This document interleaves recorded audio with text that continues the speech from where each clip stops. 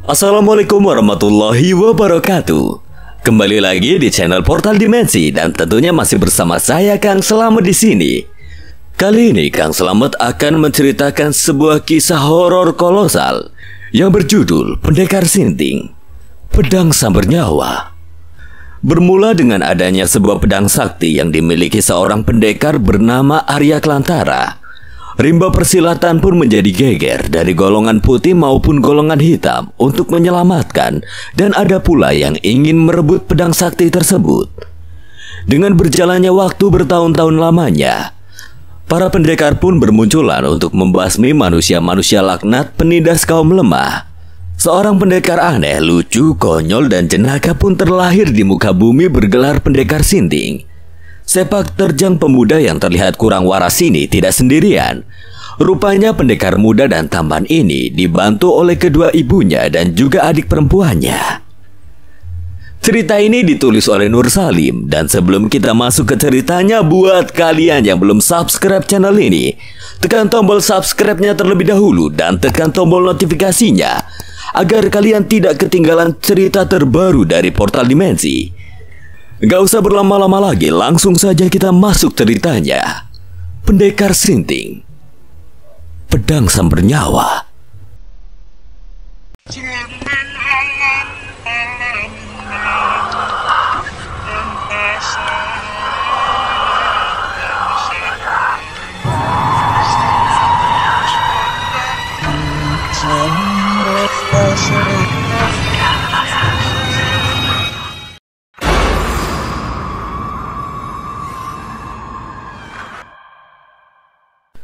Di suatu desa yang bernama Desa Waringin, terdapat sebuah pondok yang terbuat dari anyaman bambu.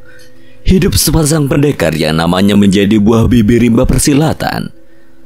Sepasang pendekar itu bernama Arya Klantara dan istrinya Dewi Arum. Di pagi yang masih meremang dan dingin, kokok ayam jantan terdengar bersautan seperti menyambut sang fajar. Penduduk Desa Waringin yang masih bergumul dengan selimut karena hawa terasa dingin menusuk tulang. Arum, apakah kakang harus melenyapkan pedang sakti ini? Pedang inilah yang menjadi perebutan di rimba persilatan hingga banyak darah yang tumpah di tanah Jawa Dwipa ini. Tidak perlu kakang melenyapkan pedang sumber nyawa. Pedang itu sangat berguna sekali untuk golongan beraliran lurus dalam rimba persilatan dan dapat dipergunakan saat mereka terdesak oleh golongan tokoh beraliran sesat yang berlaku semena-mena. Kau benar, tapi hal yang sangat aku risaukan adalah pedang ini jatuh di tangan tokoh beraliran sesat, Arum. Lalu apa rencana kakang saat ini? Tidak lama lagi kita akan memperoleh seorang keturunan, kakang. Pastinya ketentraman kita menjadi terganggu. Aku mengerti kecemasanmu, Arum. Baiklah, selama aku masih bernafas, pedang ini tetap kupertahankan walaupun nyawa taruhannya. Selepas Arya Klantara berbicara, tiba-tiba saja sebatang anak panah masuk ke dalam pondok mereka yang hampir saja mengenai punggung Dewi Arum. Dengan naluri seorang pendekar yang tidak sesaat mengarungi rimba persilatan, sekejap saja Arya Klantara berkelit dan menangkap anak panah itu dengan begitu cepat. Rupanya ada tamu tidak diundang, Kakang Arya. Mari kita hadapi mereka, Arum. Pendekar muda itu segera mencari sebuah pedang sakti yang telah ia simpan di sebuah peti kayu yang berukir sebuah tapak tangan. Kemudian pedang itu dililitkan pada punggungnya, dan sekejap saja ia berkelebat lompat keluar. Matanya menyapu ke sekeliling halaman pondok mencari penyusup yang masih bersembunyi di balik semak-semak. Seperti itukah seorang pendekar datang bersembunyi dalam bertamu? Keluar kalian pengecut. Seperti gadis pingitan saja kalian bersembunyi. Kalian memang pantas mendapat gelar sepasang pendekar tangguh dalam rimba persilatan. Nama kalian memang sedang membumbung tinggi di langit. Tetapi itu semua tidak akan menyurutkan nyaliku untuk takut pada kalian. Tiba-tiba saja sesosok tubuh keluar dari semak-semak dengan rambut berwarna merah. Pakaiannya serba hitam. Dia adalah Ki Mahawirya, ketua dari perguruan Gagak Hitam. Ada keperluan apa Kisanak singgah di pondok kami dengan menyusup seperti seorang maling? Ucapan Arya membuat mendidih darah keempat dedengkot tokoh golongan hitam yang sudah menampakkan wujud mereka di hadapan Arya Kelantara dan juga Dewi Arum. Keparat, kurobek mulutmu! Dengus salah seorang yang keluar dibarengi kawan-kawannya yang lain. Sementara di hadapan mereka berdiri tegak Ki Gentala, ketua perguruan Cakar Setan, Ki Halayuda, ketua perguruan Serigala Hitam, Nyai Wagisari, ketua perguruan Sanca Beracun, dan Ki Madaharsa, ketua perguruan Tangan Iblis. Setelah kelima orang penyusup keluar dari persembunyiannya, Arya Kelantara menjurah hormat kepada mereka, walaupun 5 tokoh di hadapannya adalah tokoh dari golongan hitam. Dengan kehadiran kelima tokoh aliran sesat tersebut, Dewi Arum mensejajarkan tubuhnya di samping Arya dan juga memperkuat genggamannya pada gagang pedangnya. Sekiranya apa yang membuat tuan-tuan bertengger di pondok kami? Tidak perlu banyak membual, anak muda. Cepat kau serahkan pedang sambar nyawa pada kami. Kami telah bersikap dengan baik. Tetapi mengapa orang tua semacam kalian yang berilmu tinggi seperti tidak punya adat? Tidak usah banyak mulut. Aku ingin tahu setinggi mana kesaktianmu, pendekar cantik. Saut Nyai Wagiswari yang kemudian lompat di udara menerjang Dewi Arum. Dewi Arum mundur 2 langkah, kemudian membuka jurus Bangau Putih. Nyai Wagiswari pun membuka jurus patukan ular sanca, sementara Arya Kelantara menghadapi keempat tokoh sesat lainnya dalam rimba persilatan tersebut. Lebih baik kau serahkan saja pedang sambar nyawa itu, anak muda. Kau dan istrimu kuizinkan meninggalkan tempat ini. Maaf para Kisanak, aku tidak akan menyerahkan pedang ini ke tangan kalian. Rupanya kau memilih mampus. Biar aku coba terlebih dahulu pendekar keras kepala ini. Ki Mahawirya segera merangsek lawannya, kemudian melancarkan serangan dengan menapak dada Arya. Tetapi pendekar muda itu masih berdiam diri, tidak bergeming sedikit pun. Serangan Ki Mahawirya hanya ditepis dengan pukulan tapak salju. Pukulan tapak salju? Siapa kau sebenarnya? Aku bukan siapa-siapa, Kisanak. Rupanya tenaga dalammu cukup tinggi, anak muda. Merasa malu dengan keempat kawannya yang sedang memperhatikan jalannya pertarungan, Ki Mahawirya kembali merangsak lawannya dengan tergesa-gesa, lantas membuka jurus Cakar Gagak Mencabut Nyawa. Cakar Gagak Mencabut Nyawa. Arya Kelantara mundur 3 langkah, lawannya berusaha merangsek dan membenamkan cahaya di dada pendekar muda itu. Pakaiannya dikenakan Arya robek hingga tembus ke dadanya akibat terkena jurus Cakar Gagak Mencabut Nyawa, sehingga dari mulutnya meleleh darah segar. Mampus kau, sebentar lagi Cakar Gagakku mengeluarkan racun di tubuhmu. Arya Kelantara mengatur nafasnya dan menghentikan peredaran darahnya, kemudian menyalurkan inti tapak salju di tubuhnya. Sekejap kemudian, nampak asap putih mengepul di dadanya dibarengi darah hitam yang keluar dari mulutnya. Mampus kau, keparat. Tak menunggu lama, Ki Mahawirya kembali melancarkan serangan dengan melayangkan senjata rantai bercakar 3 ke arah kepala lawannya. Arya menghentakkan kaki ke tanah, lalu pedang sambar nyawa keluar dari sarungnya, kemudian diperkuat pegangan pedang tersebut dengan mantap, lalu dihantamkan ke arah senjata Ki Mahawirya. Dengan mata terbelalak, Ki Mahawirya terkejut mendapati senjata pamungkasnya hancur berantakan, yang tertinggal hanya rantainya saja. Mengapa bisa begitu, Mahawirya? Ki Mahawirya wajahnya memerah, merasa malu senjata andalannya hancur begitu saja dengan seorang pemuda di hadapannya. Kemudian ketua perguruan Cakar Gagak ini melompat dan melancarkan serangan disertai tenaga dalam yang cukup tinggi ke arah dada Arya Kelantara. Keparat, kau terima seranganku. Sementara kemudian Ki Mahawirya kembali melakukan serangannya dengan pukulan yang maha dahsyat. Pukulan gagak pelebur sukma. Dengan menjumpalitkan ke belakang, Arya Kelantara pun mengeluarkan ajian guntur membelah gunung. Pukulan guntur membelah gunung. Tubuh Ki Mahawirya terdorong keras ke depan, lantas membentur pohon besar yang ada di belakangnya. Dengan luka goresan di dadanya, Ki Mahawirya meregang nyawa seketika itu juga, kemudian diam tanpa bersuara lagi. Maafkan Kisanak, aku terpaksa melakukannya. Rupanya anak muda itu tidak bisa dianggap remeh. Gumam Ki Gentala. Belum hilang rasa keterkejutannya pada pendekar muda di depannya. Pohon besar yang terbentur tubuh Ki Mahawirya tadi roboh dan ambruk seketika. Sungguh pukulan yang sangat dahsyat, dan tenaga dalam yang dimiliki pendekar muda itu memang cukup tinggi. Decak kagum Ki Halayuda menyaksikan kesaktian Arya Kelantara.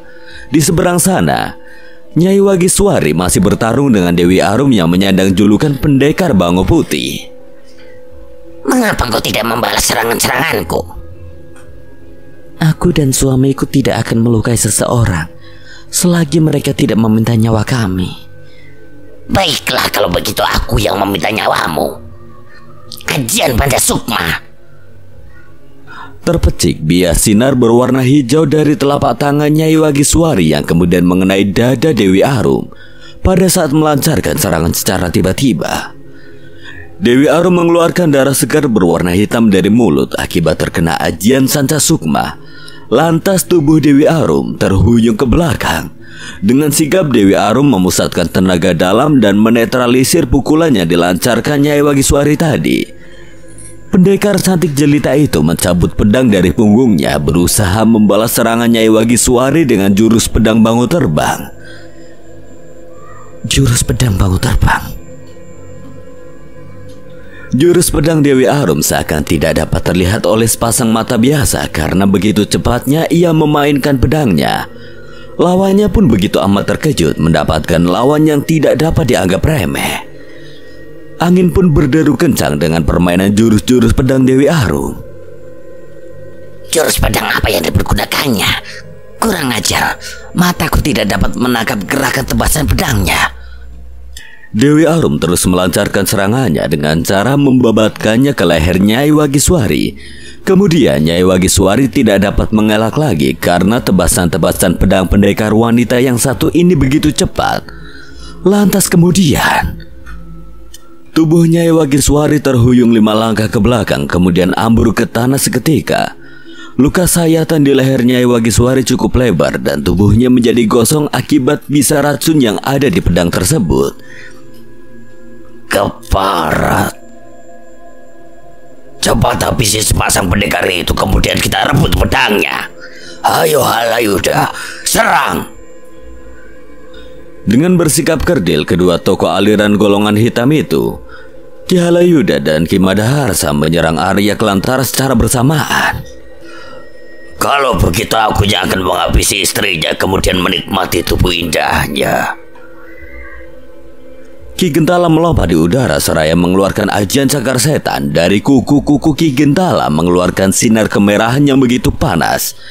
Jika seseorang terkena ajian tersebut, tubuhnya akan gosong hangus terbakar. Dengan begitu cekatan, Dewi Arum jumpalitan 5 langkah ke belakang, hingga serangan ajian Ki Gentala melesat tidak mengenai sasarannya. Sementara Ki Madaharsa dan Ki Halayuda terus merangsek Arya Kelantara dengan jurus-jurus mematikan yang masing-masing mereka miliki. Pendekar muda itu berkelit dengan cepat, tubuhnya kadang ke samping dan ke belakang. Kedua tangannya terus sibuk menerima jurus-jurus kedua lawannya tersebut. Dengan sorot mata yang tajam, Arya menatap lawannya dengan tatapan bengis tiada ampun.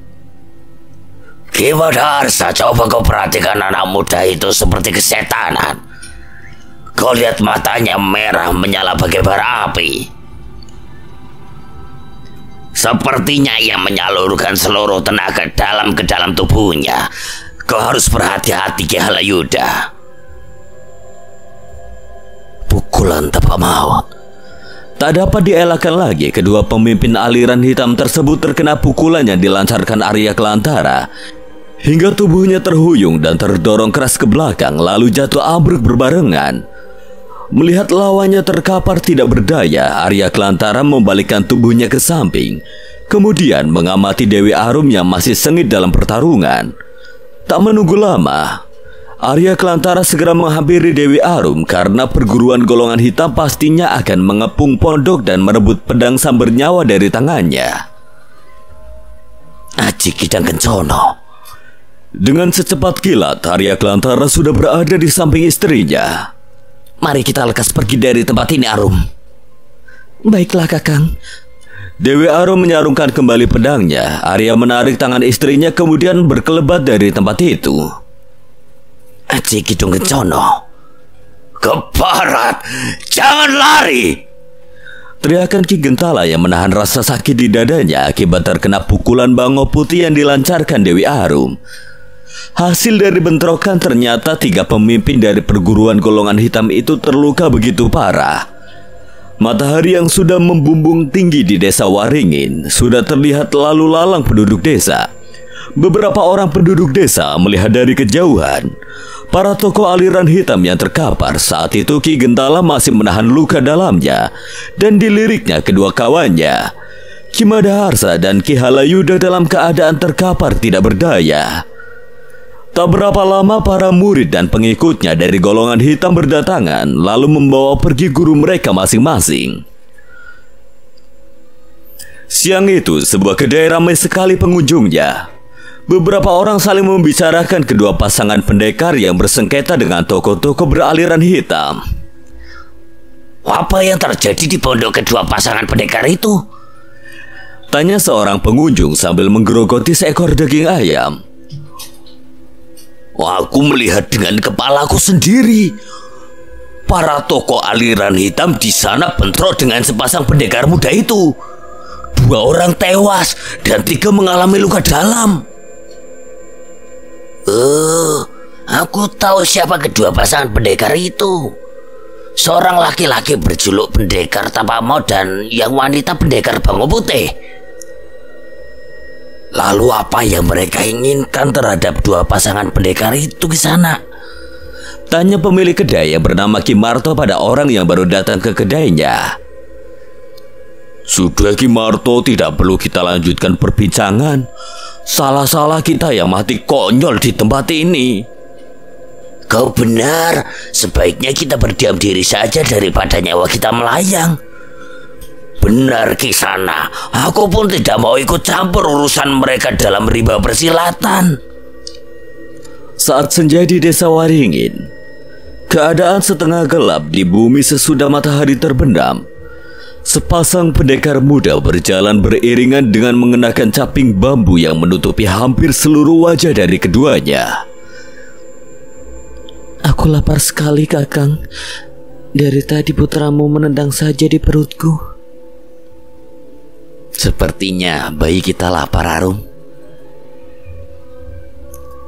Kakang, ini pastinya bayi kita juga lapar, bukan aku saja.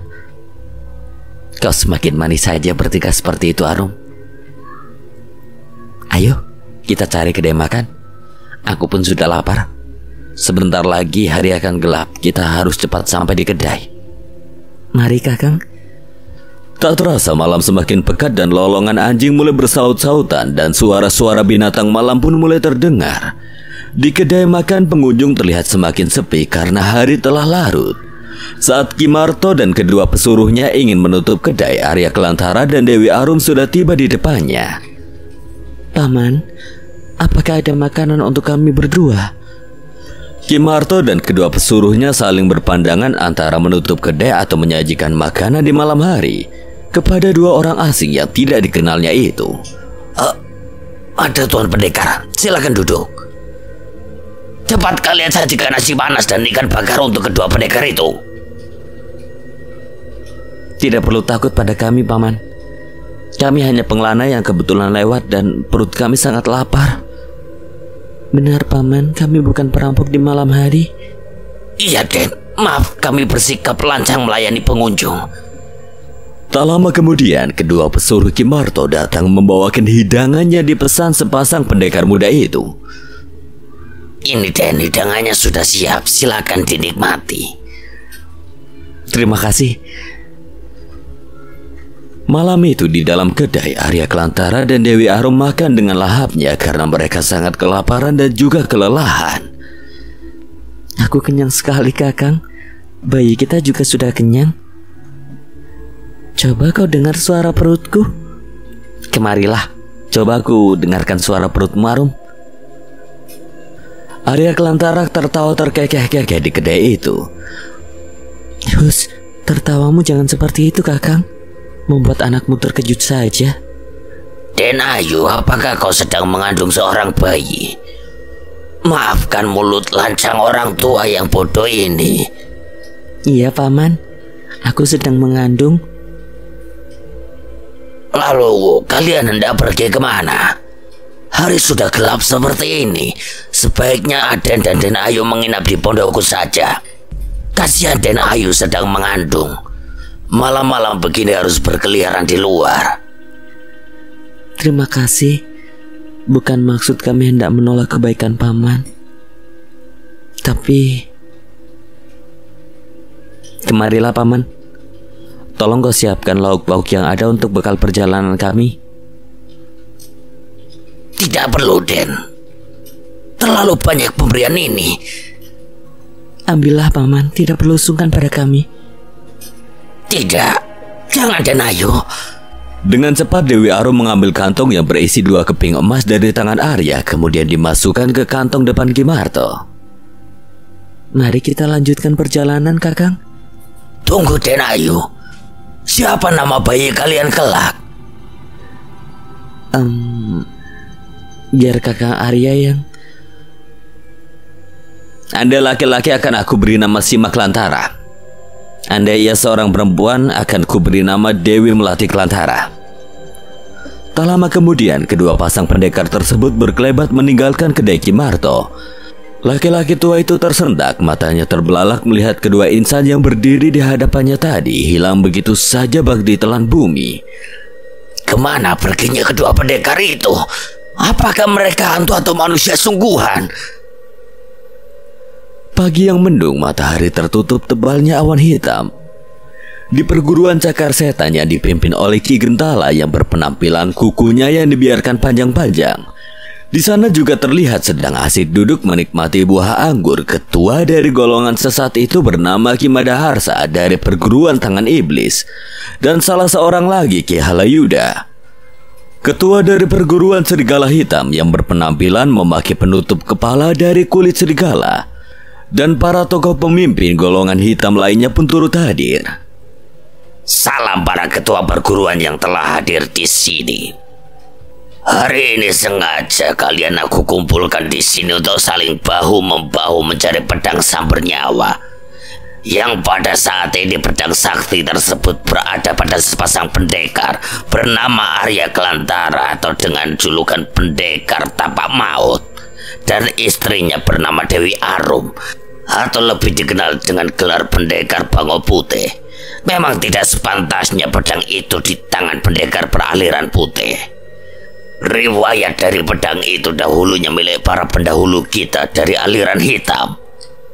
Maka dari itu, sudikah para ketua yang hadir di sini untuk merebut kembali pedang tersebut? Andai kalian setuju, dipersilahkan para ketua menyebar murid-murid yang terpilih di desa Waringin dan daerah Kadipaten untuk mencari kedua pendekar tersebut. Apa kalian setuju dengan rencanaku ini? Ki Gentala sengaja memperkokoh kekuatan dari para tokoh beraliran hitam demi siasat mendapatkan pedang samber nyawa dengan tidak mengotori tangannya sendiri. Setuju. Hahaha. Bagus Gentala, aku setuju sekali rencanamu. Begitulah siasat untuk mendapatkan pedang sakti itu, Madaharsa. Aku pun sangat setuju sekali dengan caramu, Gentala. Terima kasih para saudaraku. Segeralah kalian perintahkan murid-murid serta pengikut kalian menyebar. Baiklah, kalau begitu aku akan mengerahkan para muridku yang tangguh-tangguh. Licik kau, licik kentala.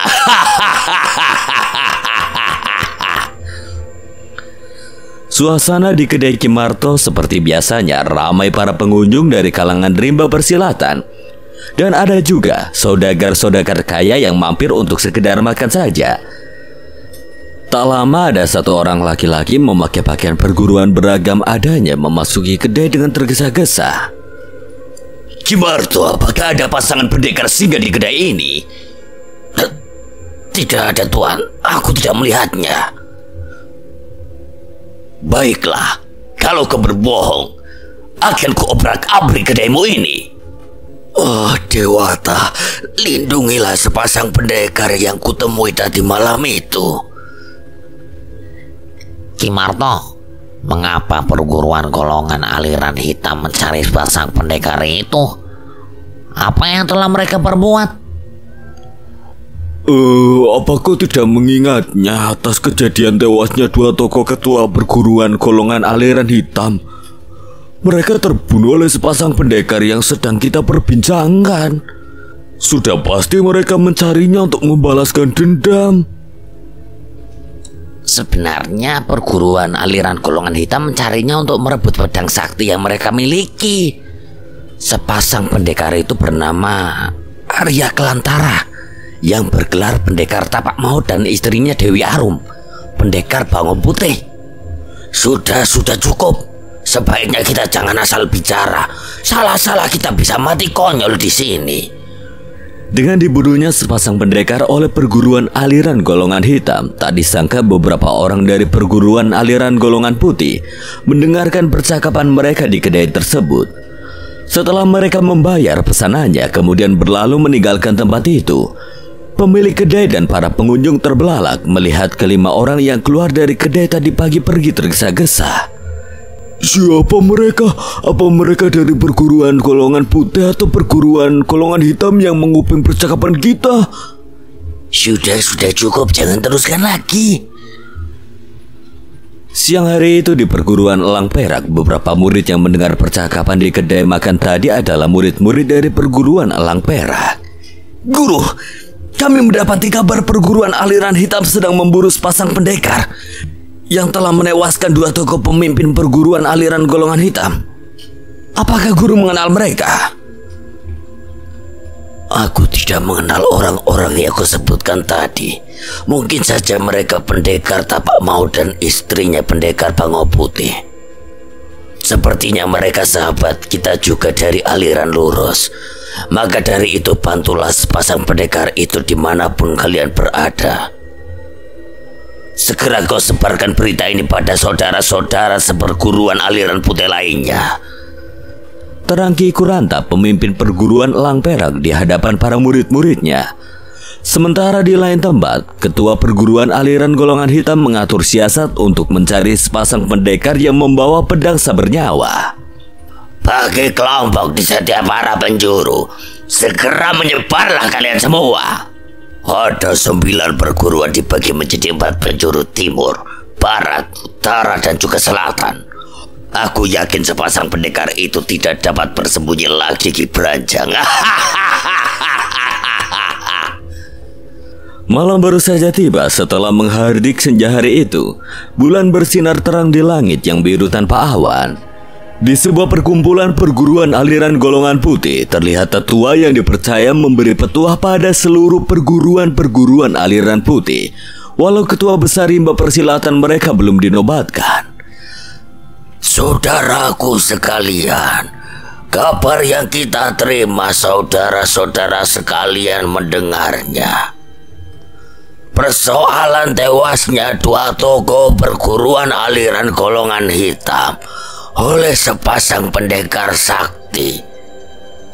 Maka dari itu, aku Ki Wicaksono yang kalian beri kepercayaan untuk mengatur seluruh apa-apa yang di perguruan aliran putih ini. Berharap penuh kalian dapat membantu sepasang pendekar yang sedang diburu perguruan beraliran sesat.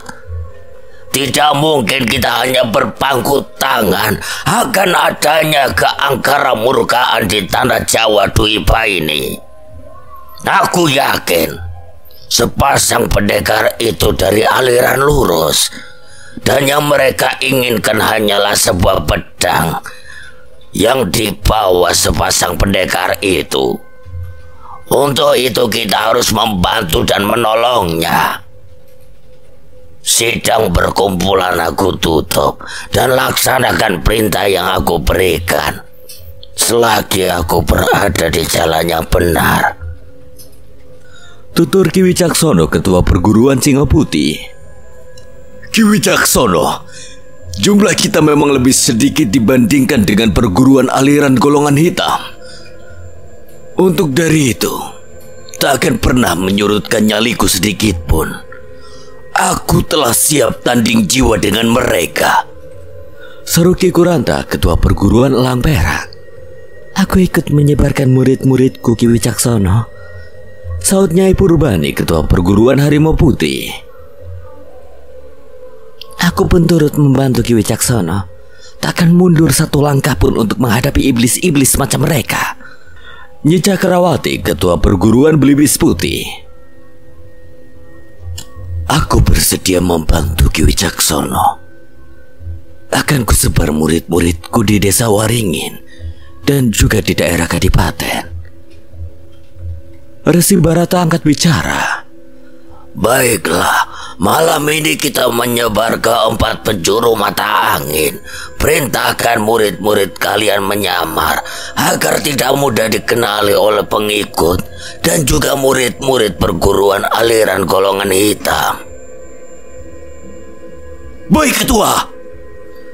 Semilir angin malam menghembuskan udara yang terasa sangat dingin. Pekatnya malam tidak digubrisnya di dalam hutan yang rimbun. Arya Kelantara dan juga Dewi Arum terasa letih melangkahkan kakinya lagi. Kakang, kemana lagi kita harus melangkah? Hari-hari ini perasaanku begitu cemas. Juga sangat mengkhawatirkan keselamatan kita dan juga bayi yang ada di dalam kandunganku ini.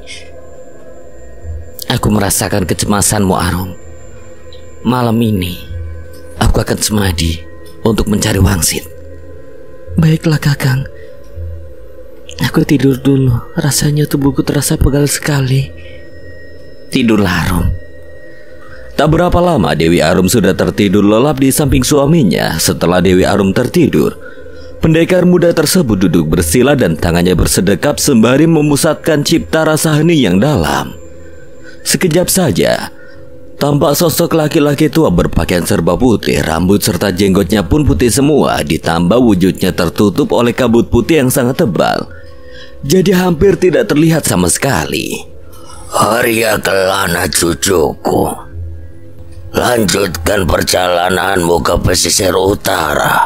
Para tokoh golongan sesat sedang memburumu. Pergilah sebelum matahari terbit, seru Resi Brahmacari yang kemudian sosoknya hilang dalam sekejap. Baik, Eyang Guru. Ternyata laki-laki tua berpakaian serba putih tersebut adalah guru pendekar muda tersebut. Setelah memahami petuah dari sang guru bahwa ia diperintah harus segera meninggalkan desa Waringin dan bergegas pergi ke arah utara, sesaat diliriknya Dewi Arum yang masih terlelap dalam tidurnya. Arya Kelantara pun tidak kuasa menahan rasa kantuk, kemudian tidur di samping istrinya. Pagi datang menyingkap pekatnya malam dengan sinarnya yang terang. Suara penghuni hutan saling bersaut-sautan menyambut mentari dari kaki langit. Kakang, bangunlah. Matahari telah terbit. Mari kita segera tinggalkan hutan ini, Arum. Apakah Kakang semalam mendapatkan sebuah petunjuk? Benar sekali, Arum. Kita harus segera meninggalkan tempat ini. Perguruan aliran golongan hitam telah menyebar di keempat penjuru mata angin untuk memburu kita. Kalau begitu kita harus pergi sekarang, Kakang. Sementara sepasang pendekar itu pun berkelebat meninggalkan hutan yang rimbun begitu cepat seperti kilat. Kedua-duanya memang menguasai ajian Kidung Kencono. Beberapa saat saja telah sampai mereka di tataran wetan. Pada saat itu Arya Kelantara dan juga Dewi Arum hendak mencari sebuah kedai untuk mengisi perut mereka yang sudah keroncongan. Ketika mereka telah menemukan sebuah kedai makan, sepasang pendekar itu segera memilih meja yang masih kosong tanpa ada tamu pengunjungnya. Mau pesen apa, Den? Pesan ikan bakar dan juga nasi yang masih panas untuk 2 orang. Kakang, nanti setelah makan aku minta buah-buahan untuk menyegarkan tubuhku. Baik, Arum. Tak lama kemudian, seorang pelayan kedai membawakan hidangan yang mereka pesan. Arya Kelantara dan Dewi Arum menyantap makanan begitu datang seperti orang yang kelaparan. Namun tiba-tiba saja salah seorang pengunjung di samping meja yang sedang makan dengan 3 orang sahabatnya mencibir. Kalian seperti gembel yang tidak makan 3 hari saja. Seketika itu juga Dewi Arum lantas bangkit dari tempat duduknya dan hendak memberi mereka pelajaran. Tetapi dengan begitu cepat Arya Kelantara menahan tangan istrinya. Kembali ke tempatmu, Arum, dan habiskan makananmu. Aku tidak ingin istri dan anak-anakku kelaparan. Pelayan, tolong bawakan buah-buahan yang segar untuk kami. Baik, Den, dengan segera. Silakan, ini buah-buahannya. Jangan tersinggung, Den, atas kunjungan pengunjung kedai yang datang. Tidak apa-apa. Ini kau ambil uangnya, sisanya untukmu. Belum tangan pelayan itu menerima bayaran yang diberikan Arya Kelantara, tiba-tiba saja pelayan itu ditendang oleh salah seorang pengunjung kedai yang duduk bertiga tadi. Berani-beraninya kau membicarakan aku, pelayan busuk. Jangan bersikap kasar, Kisanak, apalagi dengan orang yang lemah. Kurang ajar, beraninya kau mengajariku. Arya Kelantara menggeser tubuh pelayan itu ke samping dan menangkap serangan pedang lawan dengan tangan yang lainnya. Laki-laki itu terbelalak melihat pedangnya sudah berpindah tangan begitu cepat. Kemudian dengan mudahnya dipatahkan pendekar muda di depannya hingga terbelah menjadi 2. Sekejap kemudian Arya menampar keras lelaki itu hingga tubuhnya terhuyung-huyung dan jatuh menubruk meja. Aduh, wajahku sakit sekali. Ampun, Tuan Pendekar. Pada saat kedua kawannya menyaksikan kejadian itu, mereka begitu terkejut sehingga merasa tidak terima begitu saja. Lantas keduanya mencabut pedang dari sarungnya, melancarkan serangan ke arah Arya Kelantara dan juga Dewi Arum. Mampus kau ke barat. Dengan cepat Dewi Arum maju dan membuat formasi jurus bangau terbang. Ditendangnya kedua laki-laki itu secara bersamaan hingga pedang mereka berjatuhan. Ampuni kami, pendekar. Totok tubuh mereka, Arum. Jangan bunuh kami, Tuan Pendekar. Arya menutup matanya dengan ajian sirap mega mendung. Kemudian salah seorang laki-laki itu langsung tertidur. Cepat kita pergi, Kakang. Kau singkirkan orang-orang ini, Kisanak. Jangan sampai ada satupun di kedaimu. Terima kasih, Tuan Pendekar. Kau telah menolongku. Mari, Arum, kita pergi. Bawalah bekal perjalananmu. Dengan berkelebat, sepasang pendekar muda tersebut sudah lenyap dari pandangan pelayan kedai itu. Apakah mereka seorang dewa? Kemana perginya kedua orang itu? Siang itu angin bertiup kencang. Di tataran wetan rupanya tengah terjadi pertarungan sengit antara perguruan aliran putih dan juga perguruan aliran hitam. Di sana sudah ada Ki Kuranta dari perguruan Elang Perak, Resi Barata, Nyai Purbani dari perguruan Harimau Putih, Nyai Cakrawati dari perguruan Belibis Putih, dan Ki Wicaksono dari perguruan Singo Putih. Dari perguruan aliran hitam lebih banyak lagi jumlahnya. Ki Halayuda dari perguruan Serigala Hitam, Ki Madaharsa dari perguruan Tangan Iblis, Ki Baranjang dari perguruan Kelelawar Setan, Nyai Kandil dari perguruan Mata Setan, Nyai Gandawati dari perguruan Sanca Beracun, Ki Loreng dari perguruan Macan Loreng, dan Ki Palawa dari perguruan Gagak Hitam. Saat itu Arya Kelantara dan istrinya Dewi Arum sedang mengamati pertarungan sengit yang sedang terjadi di atas dahan pohon besar. Kakang, apakah yang harus kita lakukan? Apakah berdiam diri saja atau membantu perguruan aliran putih? Kita amati terlebih dahulu, Arum. Jika posisi perguruan aliran putih terdesak, barulah kita membantu mereka. Tetapi perguruan aliran hitam lebih banyak jumlahnya, Kakang. Tidak mungkin perguruan aliran putih dapat mengimbangi pertarungan yang tengah terjadi. Kita sabar dahulu, Arum. Tidak mungkin aku berpangku tangan saja di sini. Baiklah, Kakang. Aku menunggu isyarat darimu.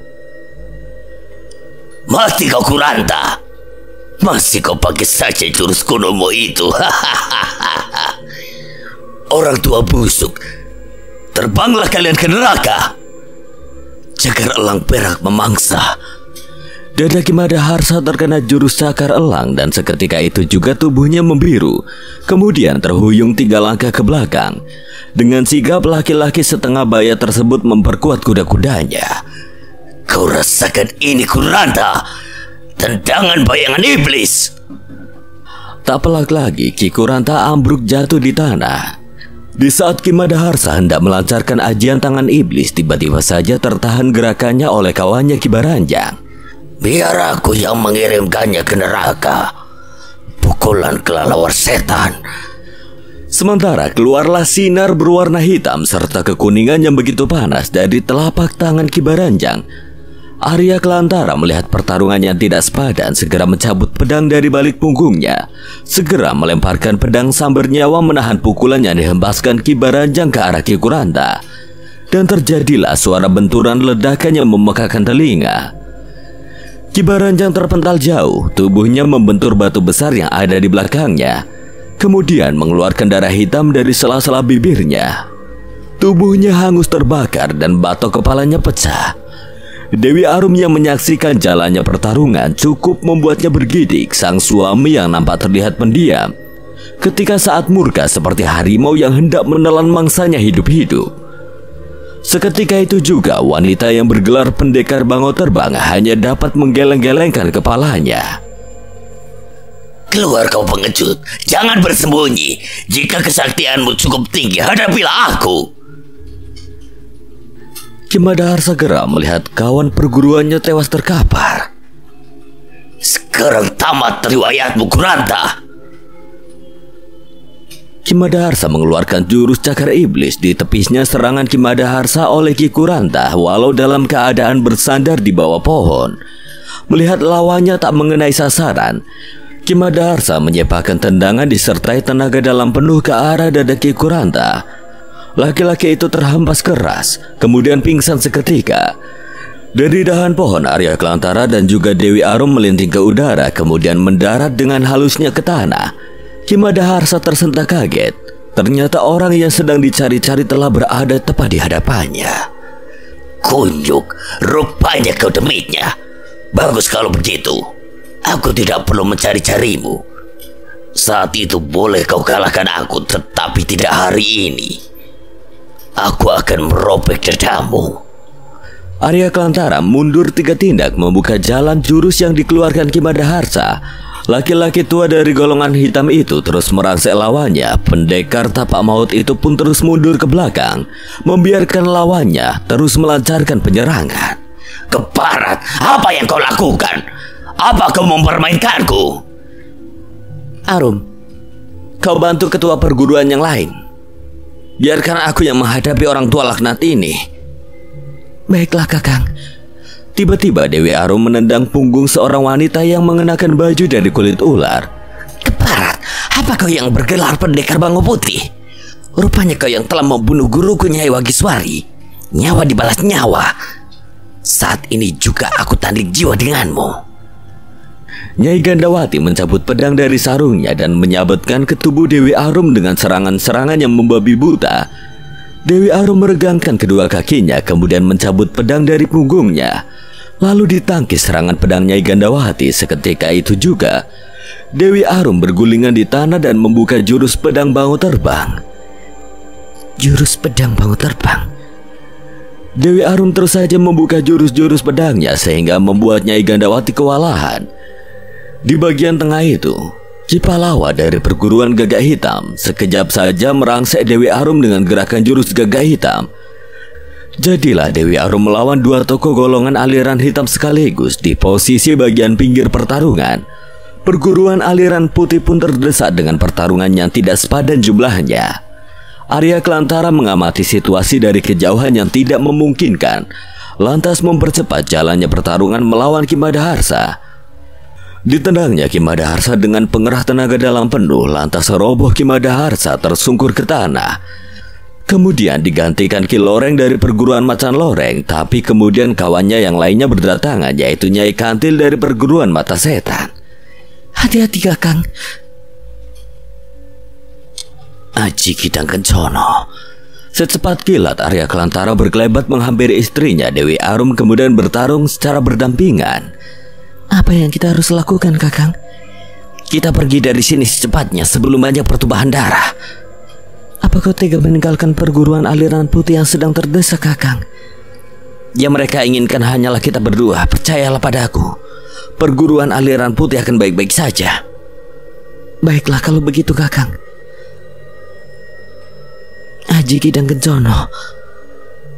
Sementara Arya Kelantara dan Dewi Arum berkelebat meninggalkan medan pertarungan, kelompok perguruan aliran putih dan perguruan aliran hitam terbelalak melihat sepasang pendekar itu lenyap begitu cepatnya. Melihat sepasang pendekar itu telah hilang begitu saja dari pandangan mereka, kelompok dari perguruan aliran hitam menghentikan pertarungannya, kemudian mengejar kedua buruannya itu. Hasil dari pertarungan, satu tokoh tewas dari perguruan aliran hitam, yaitu Ki Baranjang dari perguruan Kelelawar Setan. Bagaimana Resi Barata? Apakah kita harus berpencar untuk melindungi sepasang pendekar itu? Kita tolong Kuranta terlebih dahulu dan para murid yang terluka, lalu berkumpul di perguruan Singa Putih. Baik Resi Barata. Ayo bantu aku Nyai Purbani untuk menolong murid-murid yang terluka. Baiklah Nyai Cakrawati. Senja itu cuaca tampak mendung, kesunyian menyelimuti sekitar hutan setan kembar. Angin yang menerpa dedaunan menimbulkan suara gemerisik, di mana-mana tampak dedaunan kering berserakan. Langit gelap, suasana kian mencekam ketika beberapa kali terdengar suara guntur menggelegar, diiringi kilat-kilat petir yang menyambar. Sepasang pendekar yang berjalan tertatih-tatih memasuki hutan. Kakang, perutku lapar sekali. Ditambah cuaca yang sebentar lagi akan turun hujan. Apa persediaan makan kita sudah habis, Arum? Masih ada, Kakang. Cukup untuk kita berdua. Baiklah, malam ini kita kembali bermalam di hutan agar jejak kita sukar diketahui. Baik, Kakang. Tetapi mengapa tiba-tiba perutku terasa mulas sekali? Apakah mungkin malam ini aku akan melahirkan? Baiklah, kau istirahat saja, Arum. Lolongan serigala di hutan setan kembar melengking tinggi seakan hendak mendaki angkasa raya, di mana sang rembulan terlihat menyembunyikan diri di balik arakan awan hitam yang bergerak perlahan. Namun mendadak arakan awan bergerak cepat, sekejap kemudian petir menyambar. Guntur menggelegar seolah hendak membongkar lintasan bumi yang mulai didera hujan dan kegelapan yang menakutkan. Aduh Kakang, perutku sakit sekali. Rasanya aku tidak kuat lagi. Sabar Arum, tentunya para dewa di langit akan menolong kita. Tak lama terdengar suara langkah orang yang mendekat, seorang wanita tua dan seorang gadis cantik jelita. Den bagus, sepertinya istrimu hendak melahirkan. Mari istirahatlah di bilik nenek yang tidak jauh di hutan ini. Nenek siapa? Mengapa malam-malam berada di hutan? Namaku Nini Bintari dan ini cucuku Ningrum Sari. Tapi aku tidak mempercayai musilman terkutuk. Cukup pandai kau Tuan Pendekar. Demit-demit itu memang menyamar sebagai diriku. Dasar kurang ajar. Sentak seorang wanita tua yang baru saja datang, wajahnya sama persis dengan sosok wanita tua di hadapannya. Aku sudah menduga sebelumnya yang asli dan yang mana yang palsu. Kau tak perlu melabuhkan terkutuk. Arya Kelantara menyabet pandangannya ke arah wanita tua palsu itu dan seorang gadis di hadapannya. Seketika wanita tua dan gadis itu menjelma menjadi wujud aslinya yang amat mengerikan. Rambutnya merah panjang selutut, giginya runcing bertaring dan kukunya panjang. Kau memang pendekar sakti anak muda. Kami adalah setan kembar penguasa hutan ini. Sudah kuduga, terkutuk. Apa yang kau inginkan dariku? Kami hanya menginginkan pedang sumber nyawa yang kau miliki. Kalau begitu ambillah jika kau mampu. Arya Kelantara atau pendekar tapak maut lantas membabatkan pedangnya ke arah dua setan penghuni hutan tersebut begitu cepatnya. Namun lawannya tidak kalah cepat juga. Keduanya melesat ke udara sambil melancarkan serangannya ke arah Arya Kelantara. Tak kalah sengitnya, Arya Kelantara berhasil menangkap lengan salah satu setan kembar itu, kemudian dengan sadis menebasnya. Biar aku bantu Raden untuk melawan kedua setan kembar itu. Berani-beraninya mereka menyamar sebagai diriku. Tidak perlu, Nini. Segera kau tolonglah istriku yang sedang melahirkan. Cepat. Baiklah, Den. Kau susul aku di bilik yang berdekatan dengan air terjun hutan ini. Kau rasakan rambut apiku ini, pendekar lemah. Rambut api setan kembar. Arya Kelantara terpental hingga 5 pohon pinus yang berada di belakangnya roboh seketika. Kemudian pendekar tapak maut itu pun segera bangkit, seraya memperkuat pegangan tangkal pedangnya. Lalu ia mengerahkan kekuatan dari pedang sang bernyawa itu. Tak berapa lama tampaklah pedang yang menakjubkan. Pedang sakti tersebut mengeluarkan hawa panas dan seketika memancarkan sinar berwarna merah, hijau, hitam, kuning, dan putih sangat menyilaukan mata. Hingga kedua setan kembar tersebut tidak dapat menghalau kekuatan yang maha dahsyat itu. Tubuh kedua setan kembar menubruk pepohonan di hutan itu. Apa selanjutnya perlu aku bertindak kejam terhadap kalian? Ampuni kami, Tuan Pendekar. Kami akan mengabdi serta menerima segala perintah. Nama aku Mahadana. Kami mengakui kalah dan mengabdi kepada Tuan Pendekar. Namaku Mahadri. Aku akan mengampuni kalian dan ku beri tugas untuk menemui ketua perguruan beraliran putih. Katakan padanya, hentikan penyerangan terhadap perguruan aliran hitam. Aku baik-baik saja, tidak perlu mereka cemaskan. Cepat pergi dan sampaikan pesanku. Baik, kami akan patuh dan menerima perintah. Seketika itu juga kedua setan kembar tersebut lenyap dari pandangan Arya Kelantara. Mereka berdua melesat menuju perguruan aliran putih untuk menyampaikan pesan yang diberikan Arya Kelantara. Satu gelombang angin luar biasa dahsyat menderu malam. Sekejap kemudian petir menyambar guntur menggelegar. Lolongan anjing kembali menggema di dalam hutan setan kembar. Seorang wanita tua dan cucunya yang sedang berusaha menolong lahiran Dewi Arum di bilik reotnya teringat akan istrinya Dewi Arum yang akan melahirkan. Arya Kelantara berkelebat menuju bilik Nini Bintari yang letaknya di bawah kaki air terjun. Di keremangannya malam yang hitam pekat dan diiringi air hujan yang berbaris-baris, seakan menunggu bayi pendekar-pendekar yang akan lahir di alam Madyapada. Pecahlah tangisan bayi kembar menggelegar bebarengan dengan guntur di malam itu di hutan setan kembar. Terlahir seorang bayi laki-laki dan juga bayi perempuan yang nampak tampan dan cantik. Saat sampai di bilik Nini Bintari, Arya Kelantara perasaannya mendadak gelisah. Namun tiba-tiba keluarlah dari bilik bambu Nini Bintari dan seorang gadis cantik jelita. Berambut panjang, wajahnya terlihat teduh mengenakan pakaian berwarna kuning gading serta memakai kain lurik berwarna coklat, seraya menyambut kedatangan Arya Kelantara. Silakan masuk. Bayimu tampan dan cantik sekali, Kakang. Apa yang kau katakan? Maksudmu bayiku terlahir kembar? Benar, anak Aden terlahir kembar, laki-laki dan perempuan. Oh, terima kasih Dewata. Rupanya kau mewujudkan permintaanku. Terima kasih Nini. Kau telah menolong istriku. Sudah sepantasnya sesama manusia harus saling tolong-menolong, Den. Lalu, di mana istriku Nini? Ia berada di dalam, Kakang. Masuklah. Siapa gadis ini, Nini? Dia Ningrum Sari, cucuku, Den. Masuklah ke dalam. Aku akan mencabut umbi-umbian yang ada di belakang untuk kita makan malam ini. Baiklah. Terima kasih.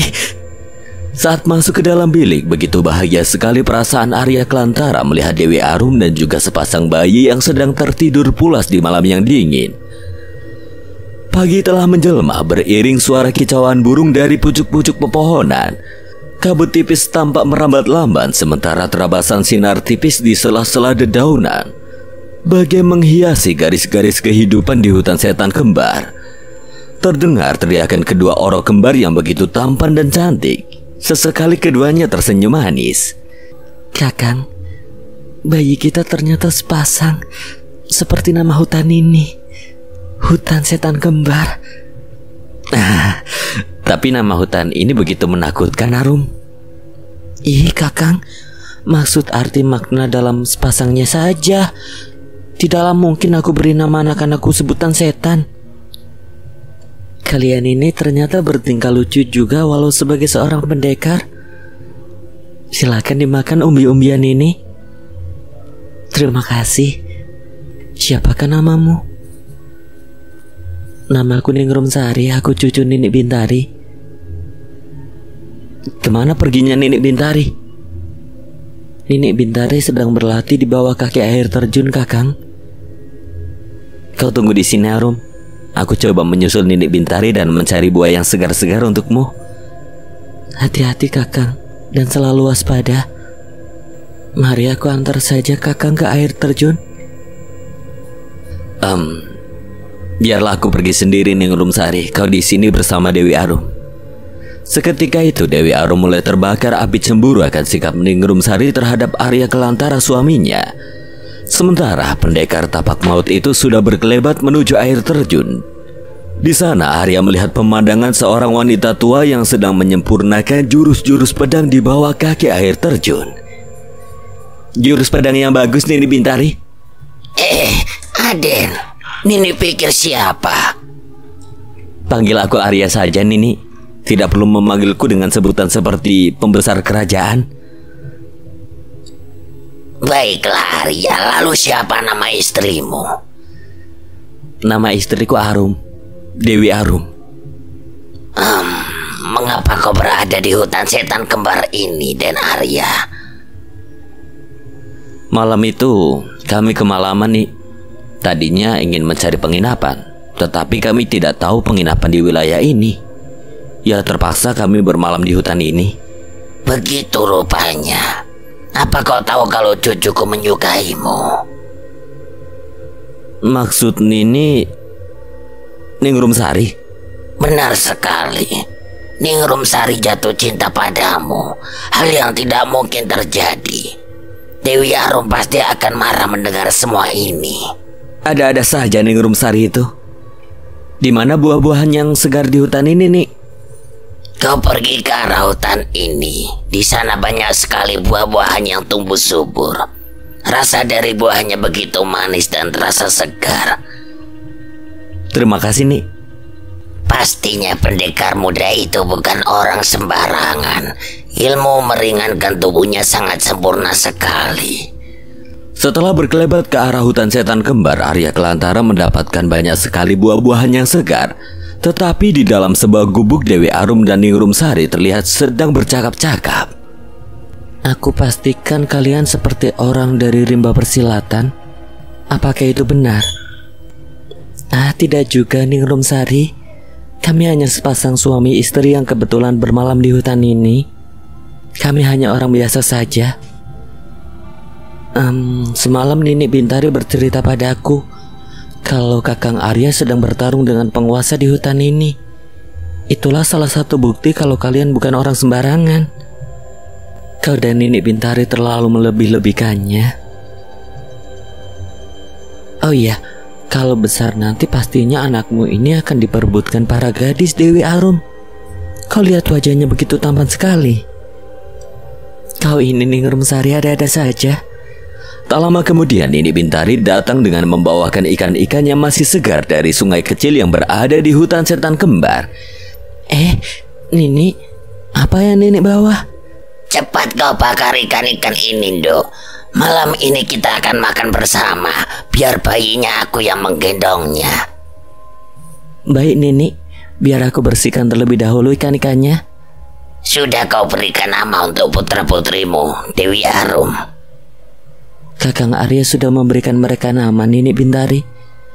Putraku bernama Sima Kelantara dan putriku itu Dewi Melati Kelantara. Nama-nama yang bagus. Dewi Arum, semoga anak-anakmu selalu dilindungi Sang Hyang Dewata. Terima kasih Ninik Bintari. Siang itu di perguruan aliran putih sedang berkumpul para ketua perguruan rimba persilatan. Aliran golongan putih Ki Wicaksono, Ki Kuranta, dan Nyai Cakrawati, Resi Barata, dan juga Nyai Gandawati. Saudaraku sekalian, malam lalu aku ditemui siluman penguasa hutan kembar. Mereka membawa pesan dari sepasang pendekar yang membawa pedang sambar nyawa itu. Pintanya kita tidak perlu melindungi mereka lagi. Baiklah Ki Wicaksono, jika memang itu keinginan sepasang pendekar itu. Salam Ki Wicaksono. Dari perguruan aliran hitam ada seorang ketua perguruan mereka yang tewas. Ia bernama Ki Beranjang. Sudah dipastikan mereka akan membalaskan dendamnya terhadap perguruan aliran putih. Ki Beranjang yang bergelar kelelawar setan. Siapa yang telah membunuhnya? Pendekar yang membawa pedang sambar nyawa itu yang telah membunuhnya. Dan ia pula yang telah menyelamatkan nyawaku sewaktu aku terdesak dalam pertarungan. Benar Ki Wicaksono. Seandainya tidak ada sepasang pendekar itu, mungkin kami semua sudah tewas. Semoga sepasang pendekar itu selalu dilindungi Sang Dewata. Baiklah, aku rasa perbincangan ini sudah cukup jelas. Untuk para ketua perguruan selalu waspada dan jangan lengah. Jika sewaktu-waktu perguruan aliran hitam akan menyerang perguruan-perguruan aliran putih. Cakrawala telah diselimuti lembayung panorama sore yang melingkupinya. Matahari tampak memudar berwarna jingga di atas permukaan air terjun hutan setan kembar itu. Kemilau bayangan tampak menari-nari dengan tebasan-tebasan pedangnya bersama riak halus air terjun. Sekelebat wanita berambut panjang terurai mengenakan pakaian berwarna biru langit. Tubuhnya mengendap-endap mengamati sosok laki-laki di seberangnya yang sedang berlatih di bawah kaki air terjun. Aku akan mencoba ilmu yang dimiliki Kakang Arya. Aku harus memakai cadar ini terlebih dahulu agar penyamaranku tidak diketahuinya. Tak sengaja Ningrum Sari menginjak sebuah ranting pohon yang ada di depannya dan membuat bunyi suara yang dapat ditangkap Arya Kelantara. Siapa kau? Keluarlah! Ningrum Sari sudah melentingkan tubuhnya di atas udara. Arya Kelantara dengan sikap tenang menerima babatan pedang yang menyambar-nyambar dari penyerang yang memakai cadar itu. Sementara pendekar muda itu belum mengetahui kalau penyerang sebenarnya adalah Ningrum Sari. Arya Kelantara pun melanting ke atas, kemudian melesat ke samping untuk mengelakkan serangan lawannya. Sekejap kemudian pedang sambar nyawa dicabut dari sarungnya. Tampaklah sinar terang memancarkan cahaya berwarna-warni yang keluar dari pedang sakti itu. Mata Ningrum Sari terasa tersengat. Arya Kelantara mengerahkan tendangan yang begitu kuat hingga lawan di depan roboh seketika. Mendengar lawannya meringis kesakitan, lalu segera Arya Kelantara membuka cadar yang dikenakan penyerang gelap itu. Hei, rupanya kau. Iya Kakang, aku Ningrum Sari. Aku hanya ingin mengetahui kehebatanmu saja. Tidak perlu kau melakukannya seperti itu Ningrum Sari. Itu hanya akan membahayakan dirimu saja. Aku mencintaimu Kakang Arya. Kau tahu aku sudah memiliki Dewi Arum dan sepasang putra-putri. Tidak mungkin aku menerima cintamu Ningrum Sari. Aku tidak peduli Kakang. Jadikanlah aku istrimu. Hari sudah mulai gelap Ningrum. Mari kita kembali ke bilik. Aku baru saja mencari buah-buahan, juga menangkap 3 ekor ayam hutan. Wah, banyak sekali buah-buahan itu Kakang.